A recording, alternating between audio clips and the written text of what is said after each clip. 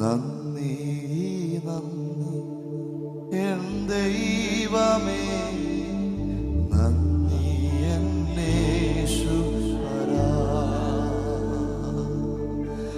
നന്ദി നന്ദി എൻ ദൈവമേ, നന്ദി എന്നേശ്വരാ. എണ്ണമില്ലാതുള്ള നന്മകൾ, അത്ഭുതമാർന്ന നിൻ സ്നേഹത്തിലും, എണ്ണമില്ലാതുള്ള നന്മകൾക്ക്, അത്ഭുതമാർന്ന നിൻ സ്നേഹത്തിലും നന്ദി നന്ദി.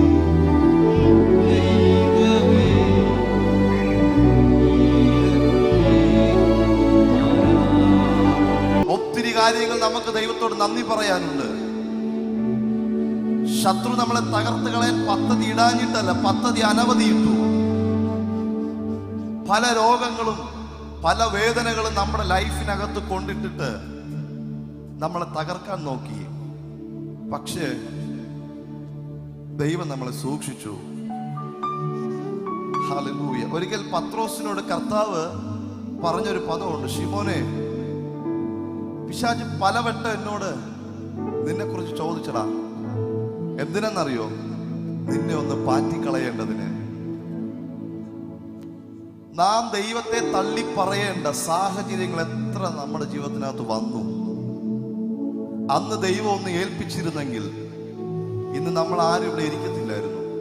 കാര്യം അത്രമാത്രം ശോധനയിലൂടെ കടന്നുപോയവരാ നമ്മൾ.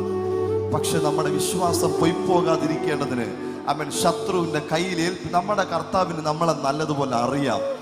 ഏത് സാഹചര്യത്തിൽ നമ്മുടെ മനസ്സ് മാറുമെന്നും ഏത് സാഹചര്യത്തിൽ നാം നിലനിൽക്കുമെന്നും ഒക്കെ കർത്താവിന് നല്ലതുപോലെ അറിയാം. മനുഷ്യർക്ക് നമ്മളെ അറിയത്തില്ല, പക്ഷെ നല്ലതുപോലെ അറിയുന്ന സർവശക്തനായ ദൈവം നമ്മുടെ കൂടെയുണ്ട്. ദാവീദ് പറഞ്ഞു, വീഴുവാൻ തക്കവണ്ണം പിശാച് പലവട്ടം നോക്കിയെങ്കിലും ദൈവം എന്നെ താങ്ങി. ദൈവം താങ്ങിയത് കൊണ്ടായി നാം ഇവിടെ ഇരിക്കുന്നത്. അതുകൊണ്ട് ഇവിടെ ഇരിക്കുമ്പോൾ ആരുടെ നാവിൽ നിന്ന് സ്തുതി ഉയരാതിരിക്കരുത്.